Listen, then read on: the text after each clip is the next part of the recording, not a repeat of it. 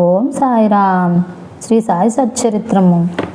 వివాదం అనగానే నన్ను హేమంత్ పంత్ అని పిలుచుటకు కారణమేమో మీకు చెప్పేదను. వాగ్వాదం జ్ఞప్తికి వచ్చింది. ఇప్పుడు దాన్నే మీకు చెప్పబోచున్నాను. కాకాసాహెబ్ దీక్షిత్, నానాసాహెబ్ చందోర్కర్లతో నేను ఎక్కువ స్నేహంతో నుండిని.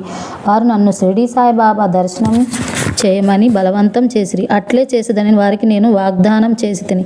ఈ మధ్యలోనేదో జరిగింది. అది నా షిరిడీ ప్రయాణమునకు అడ్డుపడినది. లోనావాలానున్న నా స్నేహితుని కొడుకు జబ్బు పడెను. నా స్నేహితుడు మందులు మాత్రలు అన్నీ ఉపయోగించను, కానీ నిష్ప్రయోజనమయ్యను. జబ్బు తగ్గలేదు. తుదకు వాని గురువును పిలిపించుకొని పక్కన కూర్చుండబెట్టుకొనెను, కానీ ప్రయోజనం లేకుండెను. ఈ సంగతి విని నా స్నేహితుని కుమారుణ్ణి రక్షించవలనని గురువు యొక్క ప్రయోజనమేమి, గురువు మనకు ఏమీ సహాయం చేయలేనప్పుడు నేను షిరిడీ ఎలా పోవలను అని భావించి షిరిడీ ప్రయాణం మానుకుంటుని. కానీ కానున్నది కాకమానదు. అది ఈ విధముగా జరిగెను. నానాసాహెబ్ చందోర్కర్ ప్రాంతీయ రెవెన్యూ అధికారి ఉద్యోగరీత్యా ఒకనాడు ఆయన వసాయికి పర్యటనకై పోవుచుండెను. టానా నుండి దాదర్కు వచ్చి అచ్చట వసాయి పోవు బండి కొరకు కనిపెట్టుకొని ఉండెను. ఈలోగా బాంద్రా లోకల్ బండి వచ్చెను. దానిలో కూర్చొని బాంద్రా వచ్చి నన్ను పిలిపించి షిరిడీ ప్రయాణం వాయిదా వేసినందుకు నాపై కోపించెను. నానా చెప్పింది సంతోషదాయకముగాను సమ్మతముగాను ఉండెను. అందుచే నా రాత్రియే షిరిడీకి పోవ నిశ్చయించి తిని సామాన్లు కట్టుకొని షిరిడీ బయలుదేరి తిని. బాంద్రా నుండి దాదర్ వెళ్ళి అచ్చట మన్మాడ్ రైలు ఎక్కవాలనని అనుకుంటుని. అటులనే దాదార్కు టిక్కెట్ కొని రైలు రాగానే ఎక్కి కూర్చుంటిని. బండి ఇంకా బయలుదేరదనగా మహమ్మదీయుడుకుడు నేను కూర్చున్న పెట్టెలోనికి హడావిడిగా వచ్చి నా సరంజామనంతయు చూచి ఎక్కడికి పోవుచుంటివని నన్ను ప్రశ్నించెను. నా ఆలోచన వారికి చెప్పి తిని. వెంటనే అతడు దాదార్ స్టేషన్లో దిగవద్దని, ఎందుకనగా మన్మాడు మెయిలు దాదార్లో ఆగదని, అదే రైల్లో ఇంకను ముందుకు పోయి బోరిబందూర్ స్టేషన్లో దిగమని నాకు సలహా చెప్పాను. ఈ చిన్న లిలయే జరగకుండినచో నేను కొనిన ప్రకారం ఆ మరుసటి ఉదయం షిరిడీ చేరలేకపోయేవాడను. అనేక సందేహములు కూడా కలిగి ఉండేటివి. కానీ నా అదృష్టవశాత్తు అది అట్లు జరగలేదు. మరుసటి దినము సుమారు 9-10 గంటల్లోగా నేను షిరిడీ చేరితిని. షిరిడీలో నా కొరకు దీక్షిత్ కనిపెట్టుకొని ఉండెను. ఇది 1910 ప్రాంతంలో జరిగింది. అప్పటికి సాటేవాడ ఒకటియే షిరిడీని వచ్చు భక్తుల కొరకు నిర్మింపబడి ఉండెను. టాంగా దిగిన వెంటనే బాబాను దర్శించవలని నాకు ఆత్రం కలిగెను. అందులో అప్పుడే మసీదు నుండి వచ్చుచున్న తాత్యాసాహెబ్ మనోల్కర్ బాబా వాడ చివరన ఉన్నారని మొట్టమొదట ధూళి దర్శనం చేసుకునమని నాకు సలహా ఇచ్చెను. స్నానానంతరం ఓపిగ్గా మరలా చూడవచ్చునని ఇది విని నా తోడనే నేను పోయి బాబా పాదములకు సాష్టాంగ నమస్కారం చేసి తిని. నాలో ఆనందం పొంగి పొరలినది. నానాసాహెబ్ చందోర్కర్ చెప్పిన దానికన్నను ఎన్నో రెట్లు అనుభవమైంది. నా సర్వేంద్రియములు తృప్తి చెంది ఆకలి దప్పికలు మరచి తిని మనస్సుకు సంతృష్టి కలిగెను. బాబా పాదములు పట్టిన వెంటనే నా జీవితంలో గొప్ప మార్పు కలిగెను. నాకు షిరిడీ పోవలసినదని ప్రోత్సహించిన వారందరికీ నేనెంతో రుణపడినట్లుగా భావించి తిని. వారిని నా నిజమైన స్నేహితులుగా భావించి తిని. వారి రుణమును నేను తీర్చుకొనలేను. వారిని జ్ఞప్తికి తెచ్చుకొని వారికి నా మనస్సులో సాష్టాంగ ప్రణామం చేసి తిని. నాకు తెలిసినంత వరకు సాయిబాబా దర్శనం వల్ల కలుగు చిత్రమేమన మనలోనున్న అహంకారములు మారిపోవును. వెనుకటి కర్మల బలం తగ్గును. క్రమముగా ప్రపంచమందు విరక్తి కలుగును. నా పూర్వజన్మ సుకృతంచే నాకు ఈ దర్శనం లభించినదనుకుంటుని. సాయిబాబాను చూచినంత మాత్రమనే నీ ప్రపంచమంతయు సాయిబాబా రూపం వహించెను. వాడలో తీవ్ర వాగ్వివాదం. నేను షిరిడీ చేరిన మొదటి దినమునే నాకును బాలాసాహెబ్ బేటెకును గురువు యొక్క వాగ్వివాదం గుర్చి గొప్ప వాగ్వివాదం జరిగిన. మన స్వేచ్ఛను విడిచి ఇంకొకరికి ఎందుకు లొంగి ఉండవలెనని నేను వాదించి తిని. మన కర్మలను మనమే చేయుటకు గురువు యొక్క ఆవశ్యకత ఏమి? తనంతట తానే కృషి చేసి మిక్కిలి యత్నంతో ఈ జన్మ దుఃఖముల నుండి తప్పించుకొనవలను. ఏమీ చేయక సోమరిగా కూర్చుని వారికి గురువేమి చేయగలడు అని నేను స్వేచ్ఛాపక్షమున ఆశ్రయించి తిని. బేటే ఇంకొక వాదన పట్టుకొని ప్రారంధము తరపున వాదించుచు కాకున్నది కాకమానదు. మహనీయులు కూడా నీ విషయంలో నోడిపోయిరి. మనుజుడు ఒకటి తలచిన భగవంతుడు వేరొకటి తలచును.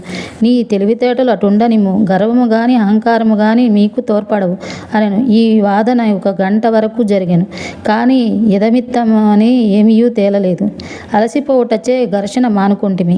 ఈ ఘర్షణ వల్ల నా మనశ్శాంతి తప్పినది.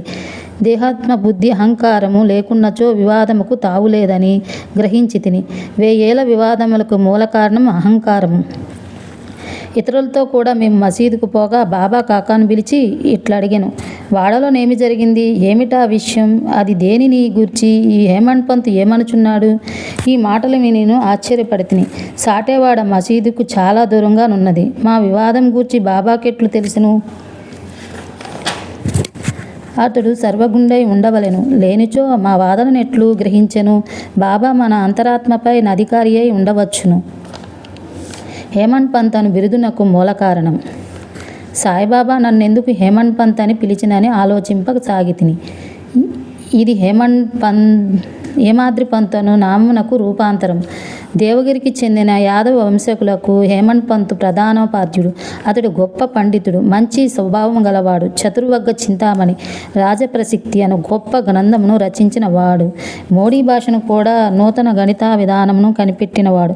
ఇక నేనా వానికి వ్యతిరేక బుద్ధి గలవాడను, మేధాశక్తి అంతగా లేనివాడను. మరి సాయిబాబా నాకెందుకీ బిరుదు నొసగిరో తెలియకుండెను. ఆలోచన చేయగా నీది నా అహంకారమును చంపుటకొక ఉదాహరణము. నేనెప్పుడునూ అణకువ నమ్రతలు కలిగి ఉండవలనని బాబా కోరిక అయి ఉండవచ్చునని గ్రహించి తిని. అంతకు ముందు వాడలో జరిగిన చర్చిలోనే చూసిన తెలివితేటలను బాబా ఈ రీతిగా అభినందించి ఉండవచ్చునని అనుకుంటుని. భవిష్యత్ చరిత్రను బట్టి చూడగా బాబా పలుకులకు గొప్ప ప్రాముఖ్యం కలదని భవిష్యత్ తెలిసియే బాబా ఇట్లని భావించవచ్చును. ఎలా అనగా హేమంత్ పంత్ శ్రీ సాయిబాబా సంస్థానం చక్కని చాకచక్యంతో నడిపెను. సంస్థానం యొక్క లెక్కలను బాగా ఉంచెను. అదే కాక భక్తి, జ్ఞానం, నిర్విమోహం, ఆత్మ శరణాగతి, ఆత్మ సాక్షాత్కారం మొదలగు విషయములతో శ్రీ సాయి సచ్చరిత్రను గొప్ప గ్రంథమును రచించెను. గురువు యొక్క ఆవశ్యకత ఈ విషయమై బాబా ఏమననో హేమంత్ పంత్ రాసి ఉండలేదు. కానీ కాకాసాహెబ్ దీక్షిత్ ఈ విషయమును గురించి తాను రాసుకొనిన దానిని ప్రచురించెను. హేమంత్ పంత్ బాబాను కలిసిన 2వ దినము కాకాసాహెబ్ దీక్షిత్ బాబా వద్దకు వచ్చి షిరిడీలో నుండి వెళ్ళవచ్చునా అని అడిగాను. బాబా అట్లే అని జవాబిచ్చెను. ఎక్కడకు అని ఎవరో అడగగా చాలా పైకని బాబా చెప్పాను. మార్గం ఏది అని దీక్షిత్ అడిగాను. అక్కడకు పోవుటకు అనేక మార్గములు కలవు. షిరిడీ నుంచి కూడా ఒక మార్గం కలదు. మార్గం ప్రయాసకరమైంది. మార్గ మధ్యముననున్న అడవుల్లో పుల్లు, తోడేళ్లు కలవని బాబా బదులిచ్చాను. మార్గదర్శకుని వెంట తీసుకొని పోయినచో నని కాకాసాహెబ్ అడగగా అట్లయినచో కష్టమే లేదు అని బాబా జవాబిచ్చాను. మార్గదర్శకుడు తిన్నగా గమ్యస్థానం చేర్చును. మార్గమధ్యమునున్న తోడేళ్లు, పులులు, గోతుల నుండి తప్పించును. మార్గదర్శకుడే లేనిచో అడవి మృగములచే చంపబడవచ్చును, లేదా దారి తప్పి గుంటలో పడిపోవచ్చును. మసీదులో అప్పుడు అచ్చటనే ఉన్న దంబోల్కర్ తన ప్రశ్నకు అదియే తగిన సమాధానమని గుర్తించెను. వేదాంత విషయములలో మానవుడు స్వేచ్ఛాపరుడా కాడా అను వివాదం వలన ప్రయోజనం లేదని గ్రహించెను. పరమార్థము నిజముగా గురుబోధ వలనే చిక్కుననియు, రామకృష్ణులు తమ గురువులైన వశిష్ఠ సాంధువులకు లొంగి అణకువతో నుండి ఆత్మ సాక్షాత్కారం పొందినారనియు, దానికి దృఢమైన నమ్మకం, నిష్ఠ, సబూరి అను 2 గుణములు ఆవశ్యకమని గ్రహించెను.